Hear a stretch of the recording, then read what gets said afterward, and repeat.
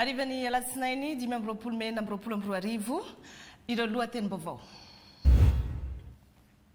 Nanaovana andrana sy fikarohana ny fambolena lavanila tao Moramanga na omby ny vokatra. Somary nangingina ny tanan-dehibe fa niazo toerana manokana sy nivoaka ivelan'ny tanàna ireo mpitsangatsangana tamin'ity alatsinainy ny Pentecote ity. Nampirevy ny mpankafy azy ny tarika Tsekoraka nanamarika ny 570 taonany ny akarana tsehatra.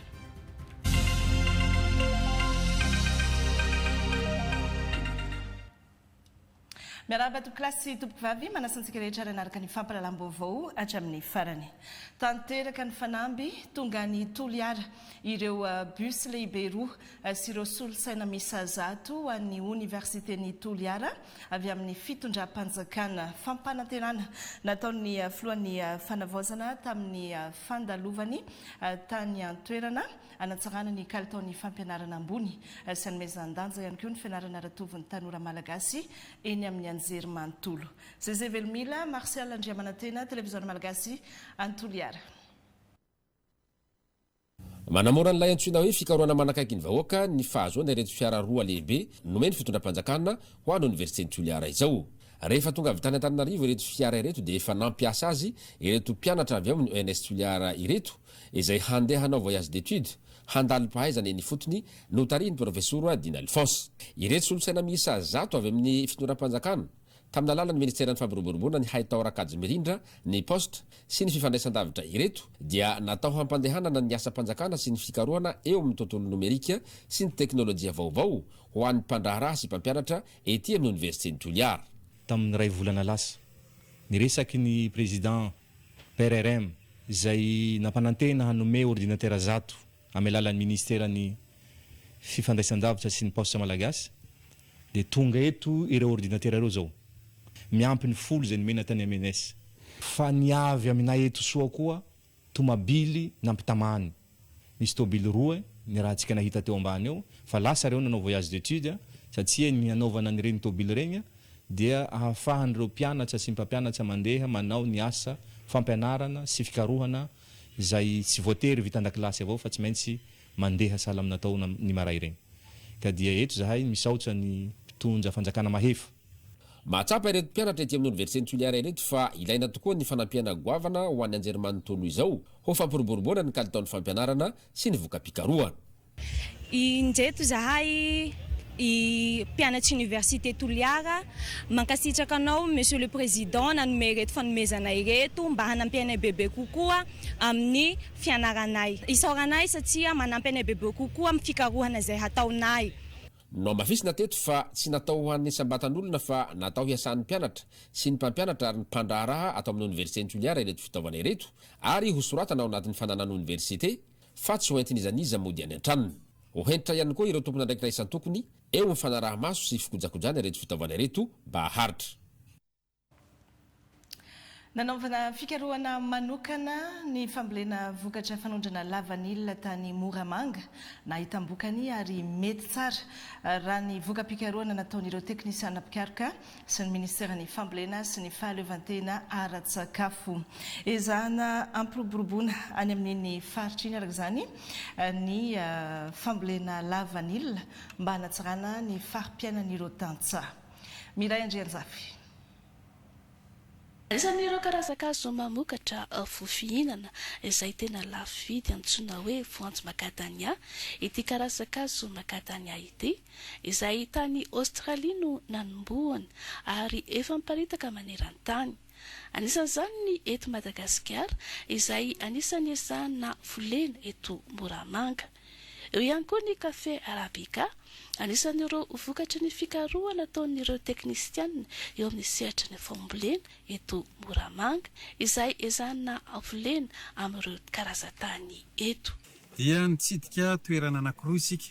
Ny voalohany moa izay ny rahantsika nahita teo dia fambolena kafe izay hita fa tena mamokatra tokoa le kafe arabika izay vokarina aty ary ny faharoa dia fambolena macadamia. Macadamia moa zany dia anisan'ny voly izay azahoany tantsaha vola be tokoa any Afrika any ary efa manomboka misehatra amin'izy io ihany koa ny tantsaha malagasy indrindra fa ny aty Moramanga. Ka hitantsika ihany koa fa tena tsara dia tsara ny hazo izay nambolen'ireo tantsaha ireo ary ny fikarohana izay ataon'izy ireo zany na dia tany izay heverina fa ho ratsy sy tsy ahafahana mamboly dia nafahany zareo zany namokatra tsara. Fa na dia toerana mando berotsakorana tany lonaka sy Moramanga dia mbola tsy dia tena mahazatra ireo tantsaha eto ny fambolena ny lavanilina toy ny any amin'ny faritry Sava, ary izay no ezahan'ireto teknisianina ireto ampiroboroboana toy ny eto amin'ity faritra ambony etsarahonenana ity. Tsy dia toerana fambolena vanila loatra ny ety Moramanga kanefa ny iarahantsika mahita zao fa dia tsara dia tsara ny faniriny vanila eto noho ny fikarohana izay ataon'ireo teknisianina izay manana ny fitiavana ihany koa amin'izay fikarohana amin'ny sehatra ny fambolena izay ka manoro ny tantsaha namany mba ahafahana misehatra amin'izany voly fanondrana izany. Ankoatra ny voly fanondrana, lavanila, ny kafe, makadamia dia ezahana volena eto ihany koa ireo karazam-boly toy ny pastek, ny sonjo, ny sakay, hanatsarana ny fari-piainan'ireo tantsaha. Ka ny ministera moa zany dia misokatra amin'ny fanohanana ny ezaka izay ataon'ny mpikaroka sy ny teknisianina toy izao. Toy ihany koa ny fampitaovana ireo tantsaha toy ny zezika, ny masomboly ary ny hodi-biby. Izay moa anisan'ny tanjontsika zany ny ampiakarana ny rendement satria anisan'ny mahatonga antsika mbola manafatra vary zany amin'izao fotoana izao dia satria ny rendementsika mbola ambany.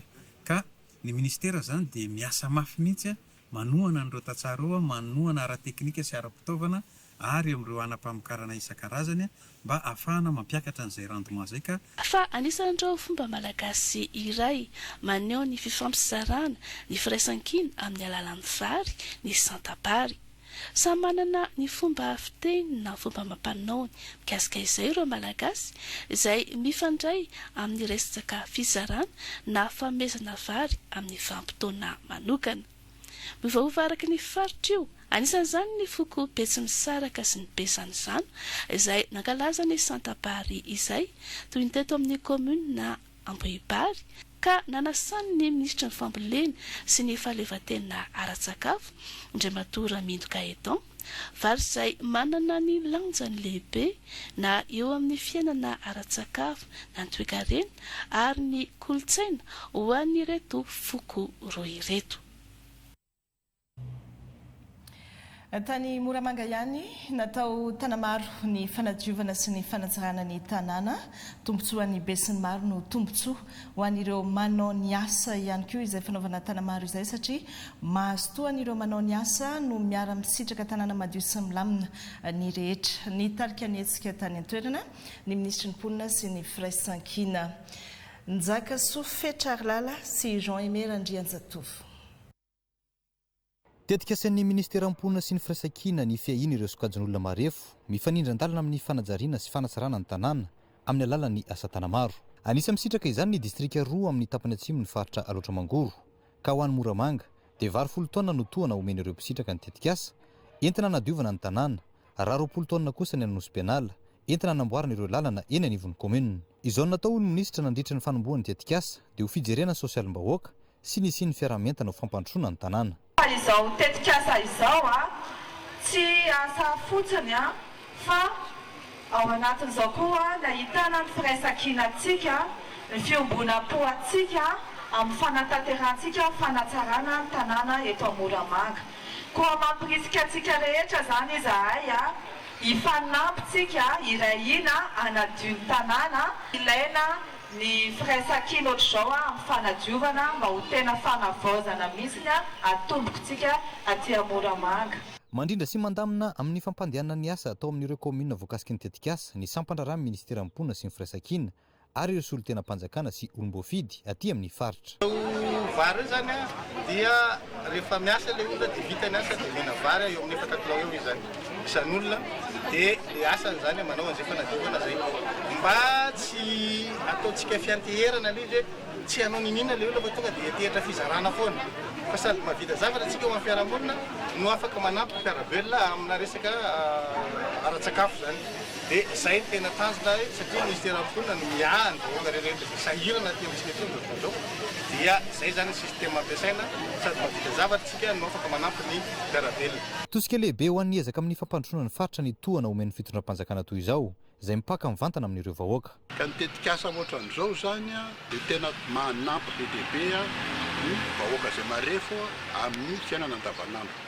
Dia ararotona zany misaotra ny voalohany indrindra aloha ny fitondram-panjakana izay tarihan'ny colonel Mikael Randrenirina filohan'ny fanavaozana ny republika ary indrindra koa ramatoa ministra izay misahana vantana ny fiahina ara-tsosialy.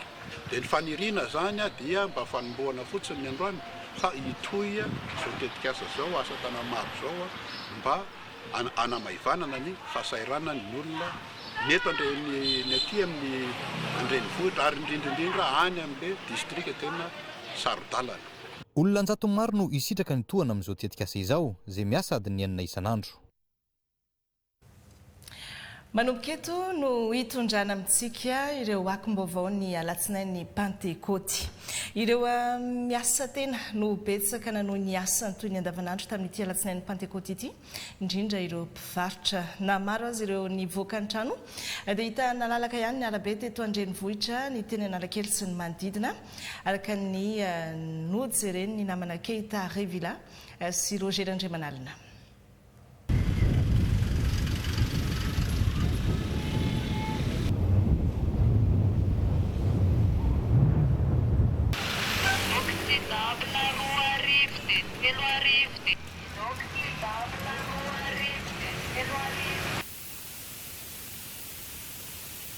Tamin'ny 1:00 maraina no nandalovanay teto Analakely. Amin'ny ankapobeny dia maro ireo fianakaviana no mivezivezy eto nisafidy ny hankalaza ny alatsinainy ny Pentecote eto amin'ny lapan-tanàna sy manodidina.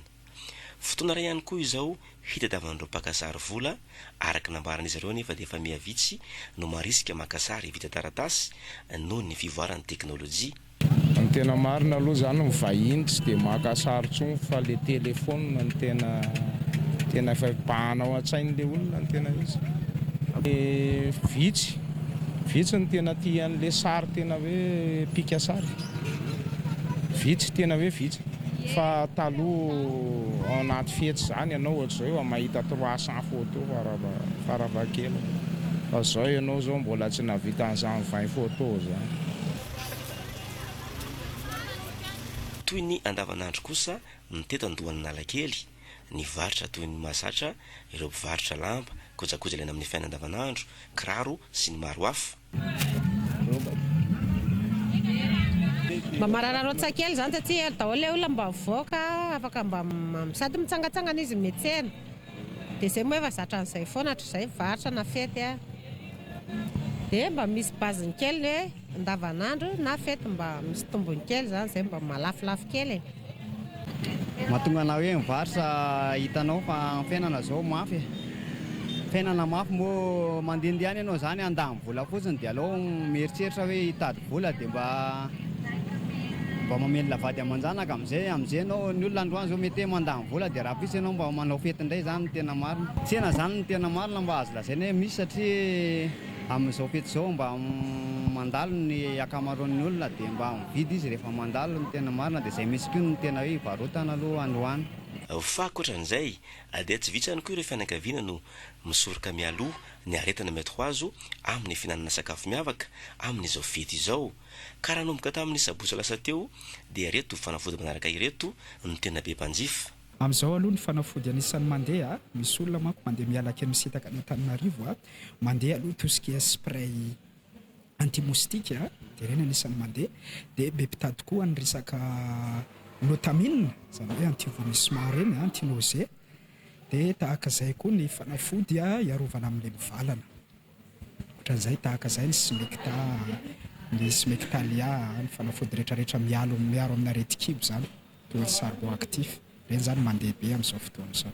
Na dia maro ireo fianakaviana no nisafidy nankalaza ny alatsinainy Pentecote teto andrenivohitra dia tsy tahaka ny andavanandro fa saika nalalaka ny fifamoivoizana ary feno mpitandro filaminana ny arabe mandamina sy mandrindra izany. Ho an'ireo namonjy toeram-piaramboly manokana kosa na ireny centre de loisirs sy espace ireny tamin'ity androany ity dia fantaro fa efa 3 volana mialoha tany hoany no nanao famandriana izy ireo mpianakavy fikambanana orinasa na fiangonana matetika no mandeha amin'izy ireny hiala voly sy ilalao tombony amin'izy ireny ny fiarahana anaty toerana iray azo antoka amin'ny fandriam-pahalemana sy ny loza mety tankalamanjana fa misy toeram-pilalaovana ihany koa ao anatiny ka tsy dia mila fanaraha-maso be loatra na ny entana na ny ankizy santionan'ity teny anosy avaratra no lalovany Ambintsoa Andriamaservelo ity.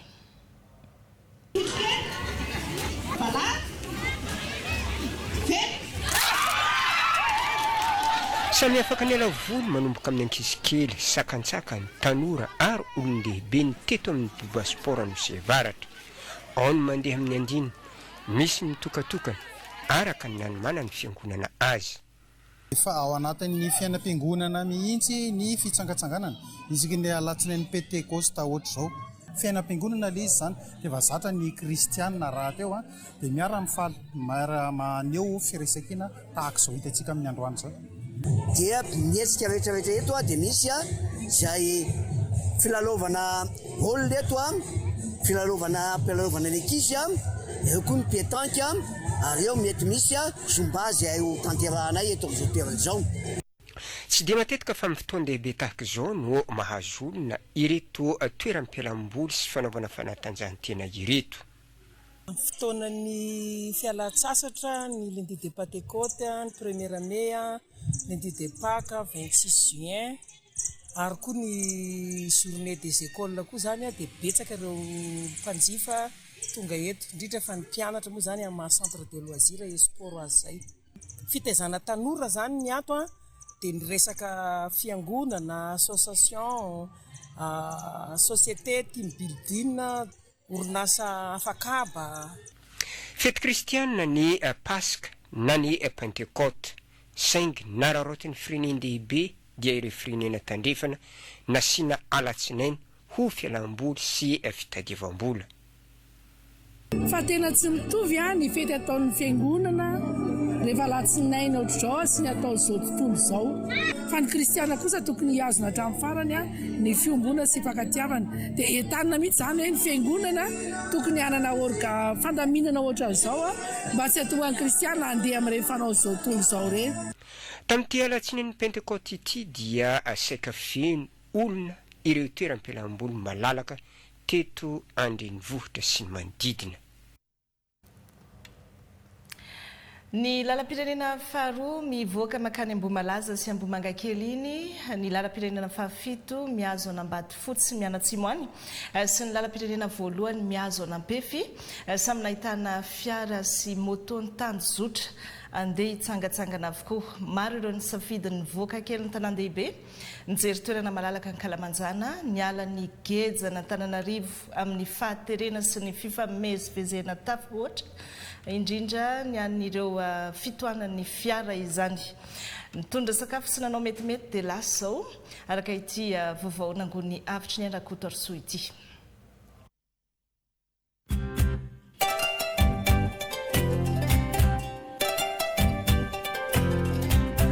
Toerana anisan'ny mahasarika ireo mpitsangatsangana ny 5 kilometatra manamorona na lalam-pirenena faharoa sy ny lalam-pirenena fahafito.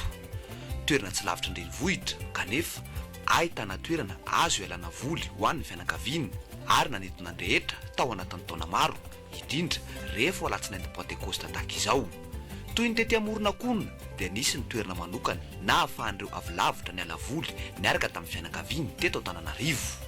Zay avy any Ambatondrazaka no mipetraka sy miasa dia fety ny andro moa zany dia miakatra kely mba miaraka mifaly kely dia ety amin'izao toerana zao no ohatrany hoe sady tsy dia lavitra nefa azo mba misimisy rivotra ialana voly anaovan'ny ankizy baolina dia zay zao efatra mianadano zanaky mama sy dada dia samy miaraka mivady aman-janany ety daholo. Izy indray tsy hoe efa pakety aloha rano tena efa tena ela efa tany amam-polo taona angamba tary amoromorona arabe tary fa tsy tena mbola teto amin'ny toerana malalaka eto ity dia mazava ho azy moa mahita soavaly koa eto zao mandehandeha dia asa kelikely eo na hitaingina soavaly na manahoana ankoatran'izay mandehandeha sy ny korany e. Antony lehibe ny safidianany maro ny ety amoronakona ny fahalalan'ny toerana misy hitaka kely an-drenivohitra ao ny manjono eo ihany koa ny safidiny tsipikanety be.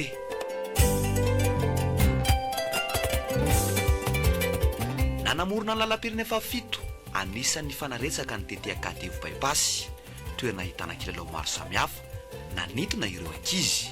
Mba miala voly kely fa elaelany tsy nandeha dia tondra lehibe kely ty mba andeha tsangatsangana ty fa sady aty koa mba akaikaiky anay ny eritreritranay androany aloha tsy dia niomana loatra fa ohatrany hoe andeha ve tsika sa tsy andeha salasala ihany moa izy ny teny hoe andeha tsika ozy izy fa za te hitaingina leta mobile kely iny ireto zany dia nandeha zahay le budget ndray zany tsy dia nanomana loatra fa efa teoteo foana taingina ny zana hoe mba ho ampy ny zavatra nandanana taty zao no nataonay mba tsy afiafy trony aloha zay tsy nitondra sakafo fa aty zay mba mipetrapetraka kely mitady zay hohanina aty. Na dia tome folona isaky ny fotoana ny fety toy ny androany alatsinainy Pentecoste aza ny ety Akadevo Bypass dia ny ampitombon'ireo mpikarakara etsika ho an'ny ankizy ireo karazana kilalao. Tito aloha zany dia mitovy amin'ny isa-taona ihany fa zany hoe somary nalehibiazana le toerana dia ohatrany hoe mba malaladalaka kely. Tito aloha zany zay dia ety foana miasa isaky ny weekend sy andro fety.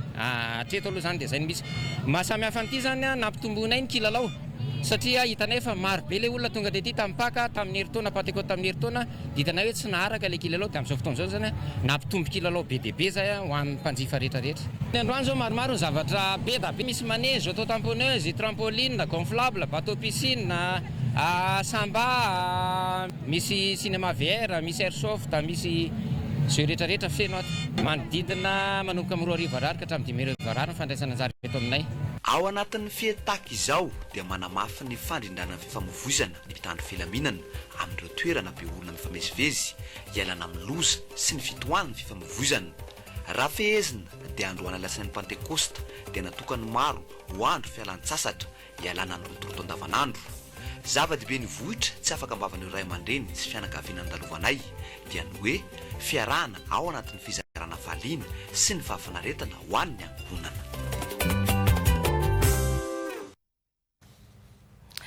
Ny fitohanan'ny fiara moa rehefa mitodido mody avy mitsangatsangana toy ireny no tena mafotaka ho an'ireo izay nisafidy ny nivoaka ny tanan-dehibe eny hatramin'ny ora iresantsika izao izay fitohanan'ny fiara izay.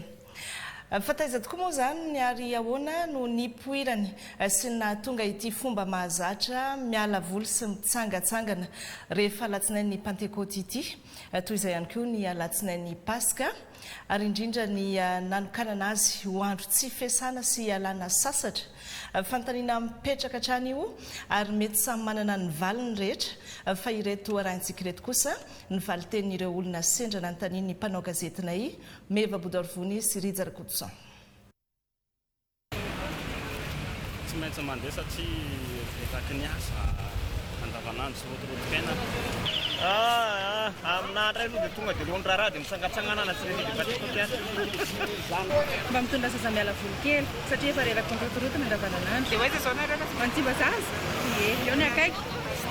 Satria mba tsy miasa dia mba miala voly kely. Dia hoaiza zao nareo fa miala? Loana Bypass.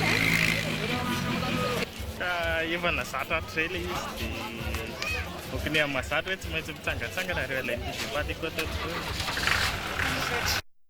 Azay baka Tananarivo agny naregny lazan'ny temple to dia mba mandeha visiter indrindra koa moa zegny niany andra lundi de Pentecote andra fitsangatsangana dia mba zay le izy dia sady miarakaraka amin'ny fianakaviana mandeha. Za zegny tsy dia mahay loatra iny lazany fa ro tsy haika aby namanay aty zegny maregny lazan'le temple dia tia hita dia voatery tsy maintsy nagnatrika ireo ty hainao besoin tsy haiko zegny tsy maintsy karaha zay. Nahatonga an'ilay safidy hoe andehaka aty zany eo moa zany mahita an'ilay olona be da be mandeha mankaty hoe mba hitsidika an'izany avy any misy azamy Bouddha zany dia mba nentina aloha zany ny vady aman-janaka hitsidika azy mba mba une fois ao anatin'ny fiainana zany mba hoe mahita an'izany na dia eto Madagasikara fotsiny ihany azy.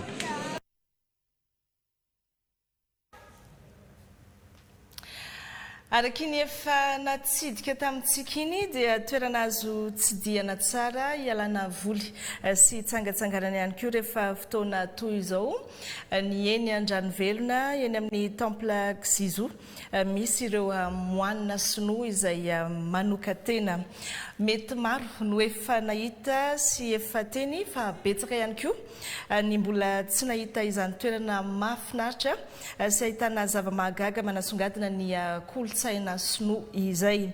Miditra amin'ny andiany fahatelo amin'ny ity taona ity ny festival pour la paix izay ataon'ireo moine sinoa eny Andranovelona fotoana anaovana seho miavaka sy ampitana hafatra momba ny fandriam-pahalemana sy ny firaisan-kina ho an'izao tontolo izao.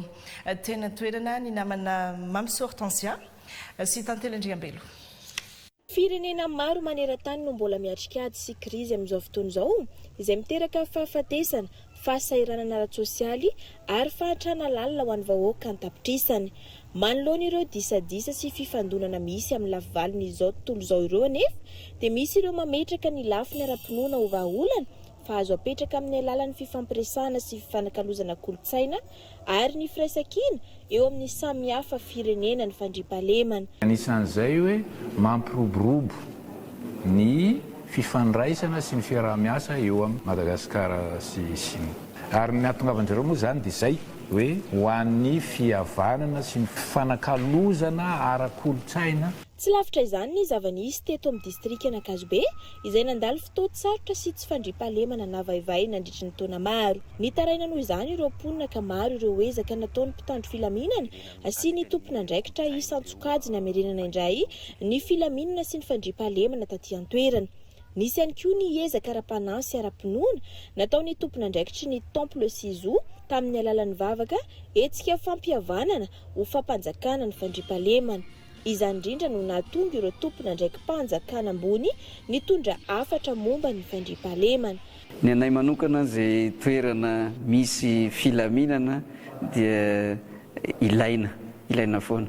Zareo eto amin'ity toerana ity, amin'ity temple ity mivoy an'izany filaminana izany ary isy fotoana tena namaivay tokoa ty amin'ity faritra ity dia fa azoazo tsapahitanana ny filaminana zava-dehibe izany.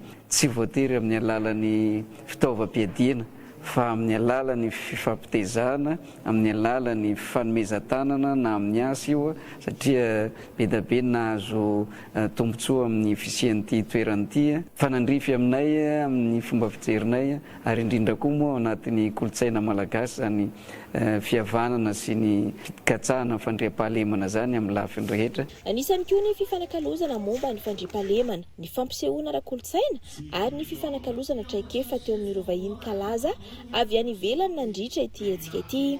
Hafatra lehibe entin'ny festival pour la paix ny hoe afaka mampiray ny olona sy ny firenena samihafa ny kolotsaina, ny fifanajana ary ny fandriam-pahalemana antony nahatongavan'izy ireo teto Madagasikara. Ny mahampiandry tsakoby dia tsy asa ara-teknika fotsiny fa andraikitra lehibe ilaina fifantohana sy fitoniana mampianatra zavatra betsaka indrindra fa ny fahamairona amin'ny lafiny maro.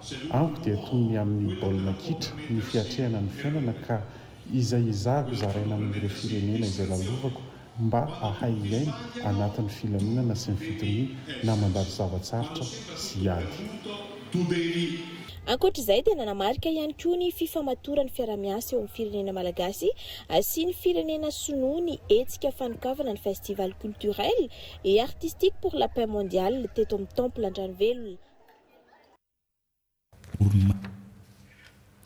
Tsara ny mba mandalo sy mitsidika iny eny Andranovelona iny ho antsika eto Madagasikara na ny eto Antananarivo na ny any amin'ny faritra rehefa mandalo eto. Fa tonga tany maro antsetra ny savoka kolotsaina Betsileo izay nanamariana ny fikambanana teraka morony mani mona ny maro antsetra ny faharoapolo taona ny sy ny fikambanan'izy ireo. Natao indrindra ny fanindran-dalana tamin'ity fetin'ny Pentecote ity no no ny fampisarana farina sy ny alana voly niaraka tamin'ny vahoakany maro antsetra izay kolotsaina Betsileo Savika natao tany maro antsetra izay Boniface Ramiandroson télévision malagasy any an-toerana. Isan'ny nampiavaka ny fetin'ny Pentecote tamin'ny taona 1920 ity taty amin'ny renivohitry ny faritra Ambatsoa ny fisian'ny Savika izay tsy fahita firy aty maro antsetra. Itsika tafiditra amin'ny fanamarihina ny 20 taona nijoroan'ny fikambana niteraka Moronimania eto maro antsetra no entina ihany koa ifampizarana kolotsaina. Ny Savika dia kolotsaina amam-Betsileo ny Betsileo. Ka amin'izao fankalazana ny 20 taona ny fikambanantelo Moronimania izao dia ampisehoana ny zanako maro antsetra kolotsaina ma-Betsileo. Misy ny fombafomba ataony mpikarakara alohan'ny Savika, ao ny fanolorana ny omby, arahina tapitsoka izay vola fanomezana ho an'ny mpisavika. Amin'ny Betsileo dia fanomezana pahasoavana manokana ny fahasahina amin'ny Savika fa tsy inona akory. Efa talenta nomen'Andriamanitra tompo. Nomboraingy. Talenta nomen'Andriamanitra ny omby somary masisika fa salako saya ny olombelona manam-pagnahy. Fa ny Bibla dia matanjaka manao rehefa ny olombelona manam-pagnahy tsy masika. Nahalinany maro ho an'izay tonga nijery ny Savika na dia misy mampitentena azy. Ho an'ny kominy urbaine maro antsetra dia nakasitraka izao hetsika nataony teraka Moronimania izao ny ben'ny tanàna ary nangataka ny hanohizana ny hetsika ity amin'ny manaraka.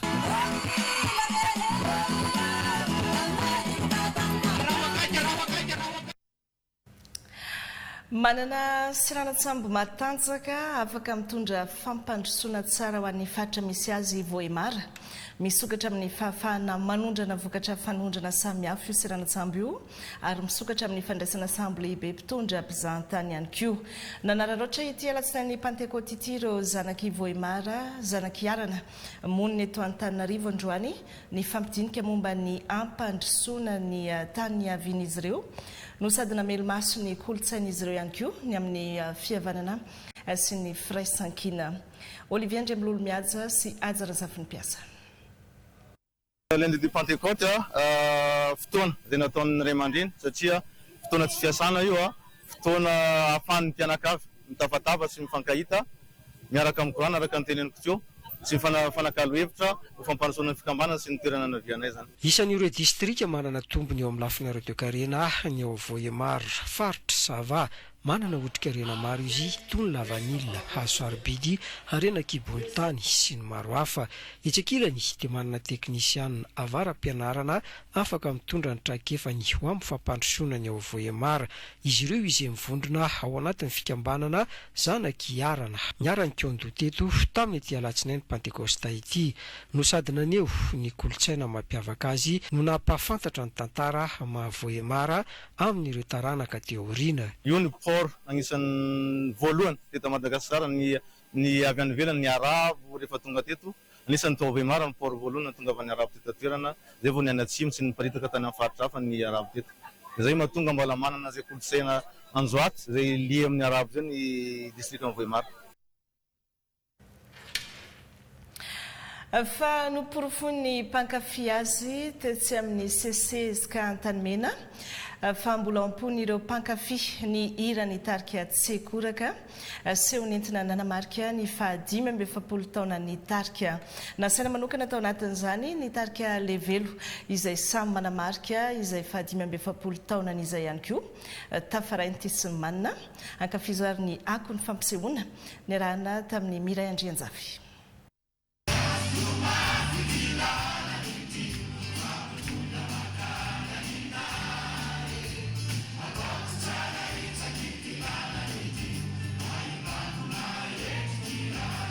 Tambo namana diaviko mafy mandehana anisan'nydra hoe tena nafantarana Tsekoraka ireo ary tsy nety lefy tao anatin'izay 270 taona izay ka niverenana nankafizina indray teto amin'ny esika Antanimena niaraka tamin'ireo mpankafy.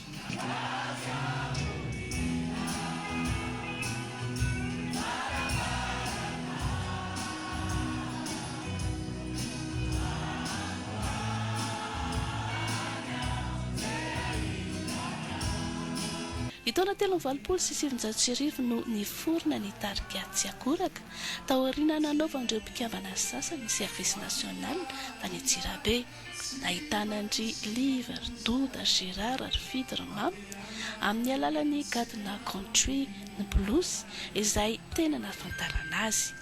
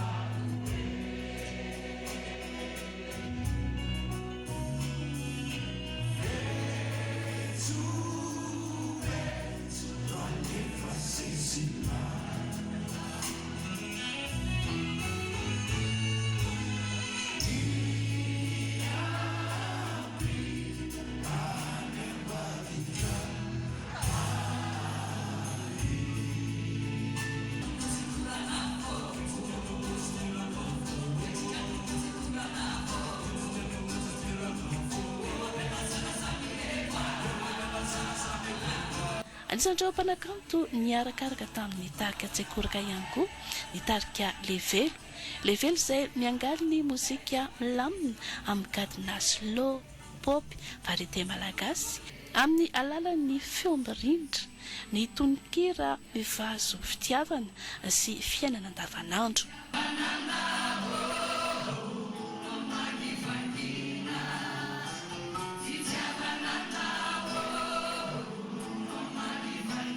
Raha tsy dia tena eno intsony ary ny tarika levelo tato ato dia mbola mitohy ny fankafizany maro ny hirany izay noporofona tato amin'ny SK Antamena.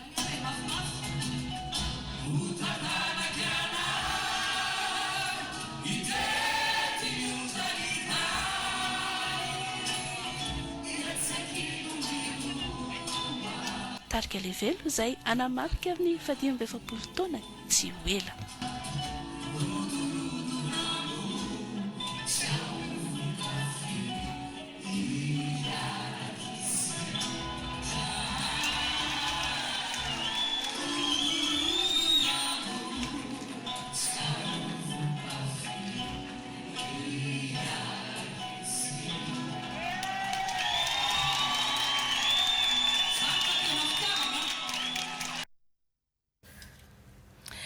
Mbola tsy mifarana ny fampalalam-baovao, miantso firaisan-kina sy fiaraha-mientana rehetra hiara-ibanjina ny fampandrosoana eto amin'ny firenena ny filohan'ny fikambanan'ny Silamo Malagasy ivondronan'ny Congrégation Silamo eto amin'ny Nosy amin'ny alarobia 17 Mei izao, amin'ny alarobia izao zany ny fetin'ny Eid al-Adha eo anivon'ny finoana Silamo.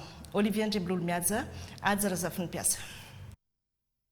Tahaka ny mpino Islamo eran-tany na ireo anam-panaovana fivahiniana masina Hajj na any Maka, any Arabia Saodity na ireo izay anan-tanàna avy dia hanao an'izany sorona masina izany ny ankamaroantsika mpino Islamo eto Madagasikara. Enganie izany sorona ataontsika izany hampitombo lalandava ny fitiavantsika sy ny fahatahorantsika ny tompontsika Allahu subhanahu wa ta'ala, hampitombo ny fifankatiavantsika, ny firalahiana sy ny firaisan-kina eo amintsika samy mpino Islamo eto Madagasikara. Enganie ny fivavahana Islamo ho famonjena avy amin'ny Allah subhanahu wa ta'ala ho an'ny Madagasikara, hitondra fahombiazana ho an'ny mpino Islamo rehetra amin'izay rehetra ataony na aiza misy azy, hitondra fiadanana ho an'ny mpino Islamo rehetra eto amin'izao fiainana eto an-tany izao sy any amin'ny paradisa amin'ny fiainany mandrakizay.